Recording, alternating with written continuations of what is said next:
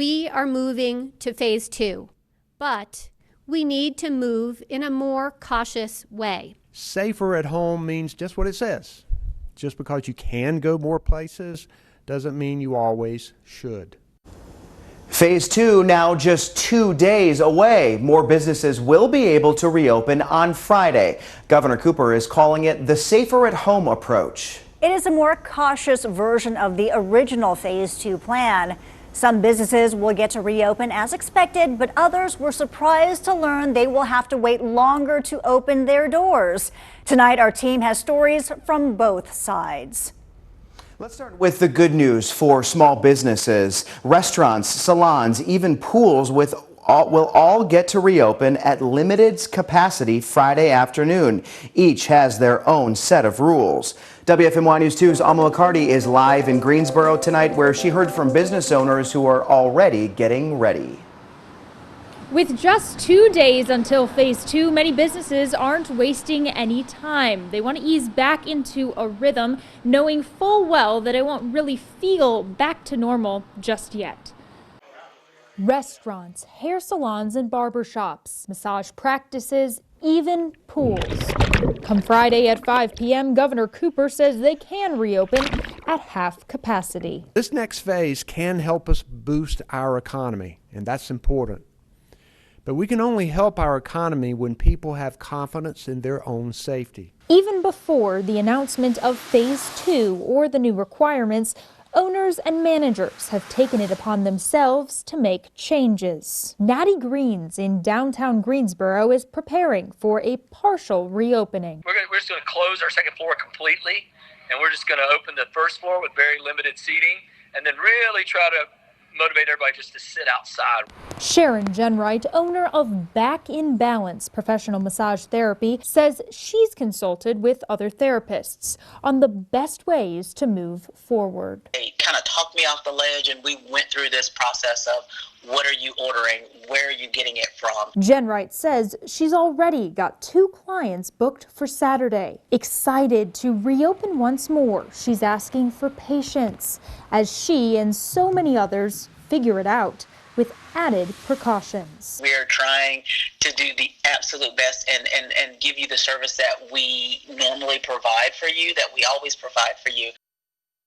Over the past week, we've told you about multiple city pools that won't reopen right away, some that will not reopen at all. Today, a City of Greensboro rep told me that they will not be reopening pools or spray grounds this weekend, rather reevaluating for potentially later on in the summer. Alma, thank you. Many other places can reopen on Friday. Phase 2 also includes tattoo shops, pools with a 50% capacity, child care facilities, day camps, and overnight camps. Gatherings indoors can't be more than 10 people. Outdoor gatherings should be no more than 25 people. A TRIAD business is helping other small businesses follow social distancing guidelines. The company, called Social Distance Floor Decals, is based in Asheboro. It makes stickers reminding people to stand 6 feet apart. Owners told us they're seeing a big increase in demand. They say they're getting orders from New Hampshire, Texas, and Arizona. Now to businesses that can't reopen. Some were expecting to get the go-ahead, but the phase 2 plan changed. Now gyms, bars, movie theaters, and more are left out. WFMY News 2's Marissa Tansino is live now in High Point with a reaction from business owners who were not expecting this. Well, Julie, fitness centers spent the last several months getting their plans together to reopen for phase 2. So when the governor announced today that they will have to stay closed, they were shocked.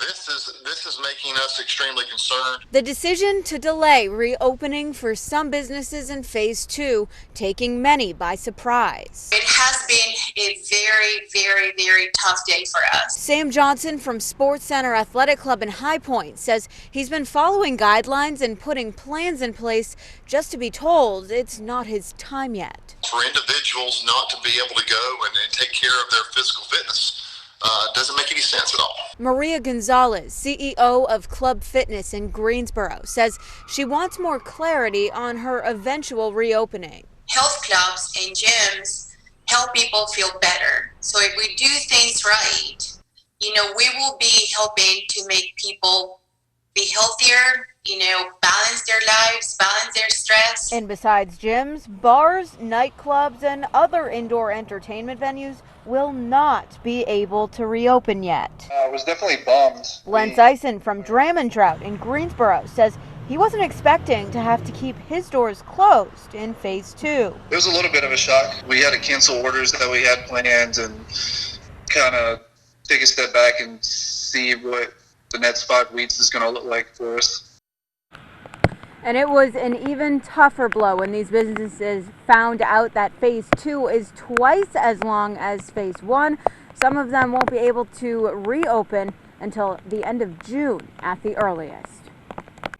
Marissa, thank you. Several other places will have to stay closed under the modified phase 2 approach. Bowling alleys, movie theaters, dance studios, and skating rinks. Public playgrounds were supposed to reopen under the original rules. They will stay closed for now as well. Many of you say phase 2 is coming too early. Some of you are commenting on our Facebook page. Mary says, I'm still going to stay at home. Tracy says, I don't think it's quite safe yet. I work in a salon. I'm terrified. And Maria says, I will pass and I will stay home for now. I'll be out only to my workplace. Phase 2 will stay in effect for a while. As Marissa mentioned, it will be in place until June 26th. That's 5 weeks. A lot of numbers had to come together in just the right way for us to get to this point. The governor's coronavirus task force has been watching 4 data points. The first is the number of people who've come to the emergency room with coronavirus-like symptoms. Think of it like early detection. Well, we saw a big spike in late March in this number, but take a look at the far right now. The number is going down. Next is confirmed coronavirus cases. That number is increasing, but an increase in testing has a lot to do with that. Our state has seen a big jump in tests in the last 2 weeks, 8,000 to 12,000 tests a day. The third data point puts the tests and confirmed cases side by side. The tall blue boxes show tests performed. The little orange boxes show confirmed cases. It's a small percentage. Over the past week, it stayed between 5 and 8%. It's remained below 10% all month long. Finally, the number of people in the hospital. Today, it's at 554, lower than yesterday, but higher than several previous days. Still, state experts say the leveling on this graph and the others is good enough to move into phase 2 cautiously. We need to move in a more cautious way. Our rising case counts indicate that we need to take a more modest step than we would have originally planned. Now, those data points will play a significant role in whatever comes after phase 2. You can count on us to track those numbers and put them into perspective every day. Hundreds have tested positive at a plant in the Piedmont. TYSON Food says 570 of its workers at its poultry facility in Wilkesboro tested positive. The majority did not show any symptoms. TYSON says this facility is one of the first in the country getting advanced testing capabilities. More than 2,200 employees and contractors have been tested. Production is ramping up again after a short closure and cleaning last week. Hanes Brand says more of its employees tested positive for coronavirus. 15 workers at its distribution center in Rural Hall. They reported just 1 case late last week. Company leaders say they're now notifying everyone who may have been in contact with those workers. They're also cleaning their work areas. Hanes Brand says of the 15 new cases, only 2 people showed symptoms. The light at the end of the tunnel is getting brighter. The NCAA says Division I athletes in football and basketball can resume on-campus workouts on June 1st. Look, this is a huge deal for college athletics. Yeah, Chad, it really is. Now, this move partially lifts the shutdown on the world of college sports ever since the coronavirus pandemic hit all of us back in March. Now, keep in mind, it's still up to the conference and the school themselves. They have the ultimate decision if they want to resume those workouts on June 1st. So when you think about our area, we have the ACC, the MEAC, the SOCOM. The list really just goes on, and each school involved will have the right to decide whether they think it's safe for these voluntary workouts to resume, whether it's on June 1st or later. And also keep in mind, coaches may not be present for those workouts. Phil Perry with the Southern Conference saying in part, the SOCON supports the recent actions of the Division I Council and anticipates further council actions in the immediate future and will act accordingly, end quote. Now, I reached out to North Carolina A&T about this issue, and they told me they are still in discussions. They haven't made a decision quite yet, and I think that'll still be the theme moving forward for different schools and conferences, as different parts of the country, of course, are affected differently. So at this point in time, it's a great step in the right direction, but we still have to be patient and wait day by day. The rain will just not let up this week. Take a look at Latham Park in Greensboro. No surprise here, the water rose way up on Buffalo Creek. This area is known for flooding issues. And check out this video from our weather spotter in Eden. Some flooding on the Island Ford Landing Greenway, and it's not over yet. Tim, you're forecasting a couple more days of rain.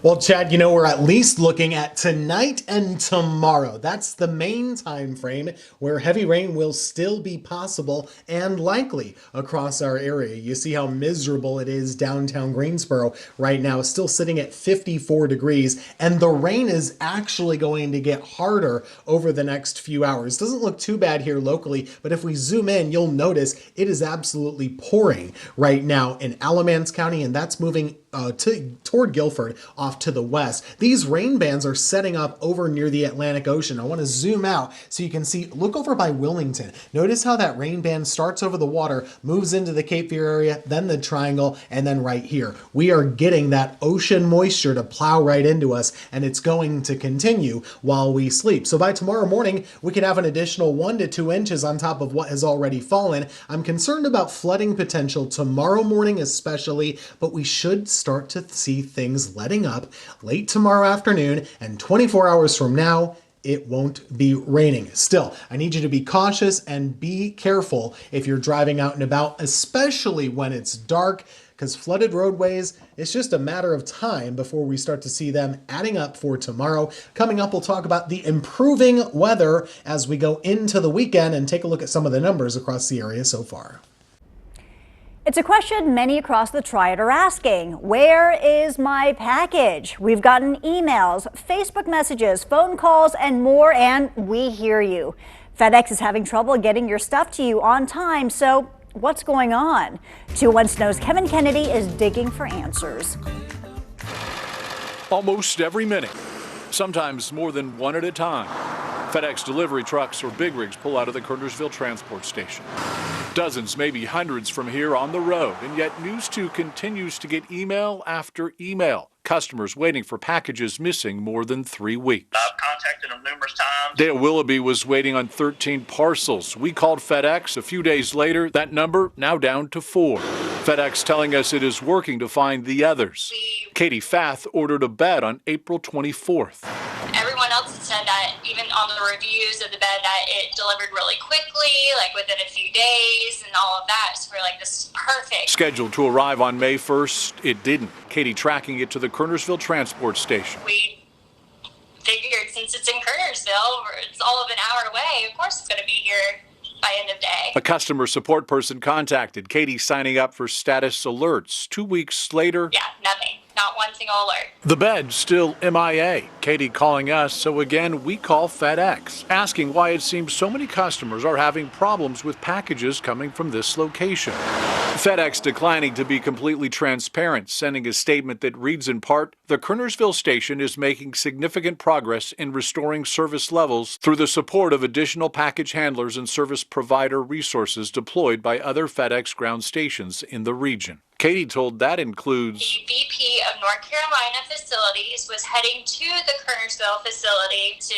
personally help dig through packages to try to find our missing package. 2 days after our call, these boxes arrive on Katie's porch. We did not have any heads up. You know, you kind of would have thought that they would be like, hey, we found it, it's on its way. The box is banged up a bit, but the bed frame and mattress are in good shape. Katie and her husband putting it together right away. They'd been waiting a long time. The only reason reason why we finally got our bed is because of us reaching out to you and you reaching out to them. FedEx won't provide information related to customer complaints or issues, but it has told us that extra handlers, drivers, and equipment has been brought in hopes of getting deliveries back on track.